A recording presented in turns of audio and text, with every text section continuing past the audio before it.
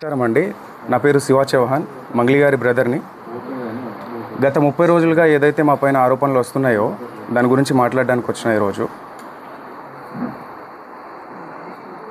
ప్రతి సంవత్సరం సీతారాముల వారి కళ్యాణం కావచ్చు, ఏదైనా కూడా మేము కట్టించిన ఆంజనేయ స్వామి దేవాలయం ఏదైతే ఉందో దాని పరంగా నేను ఎవ్రీ ఇయర్ 1 మంత్ ముందే వెళ్ళి నేను టెంపుల్స్ విజిట్ చేయడం జరుగుతుంది.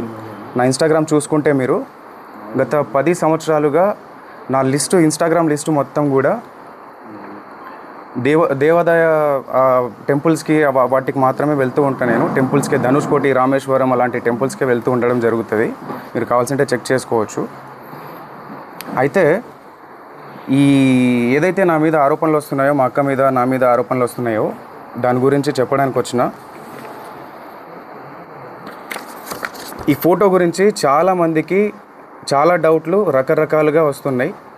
మా మీద నింద మోపడానికి చాలా కుట్ర పన్నుతున్నారు. అది ఎవరున్నారు దీని వెనకాల ఏంటి అనేది ఇంతవరకు మాకు కూడా అర్థం కాని పరిస్థితిలో ఉన్నాం మేము.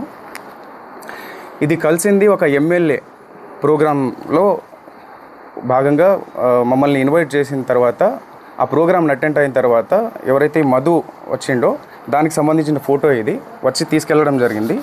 దీనికి ముందు మా సిస్టర్ ఎవరైతే మంగ్లీ గారు ఉన్నారో ఆమె పరిచయం ఎలా స్టార్ట్ అయిందో చెప్తా ఈరోజు.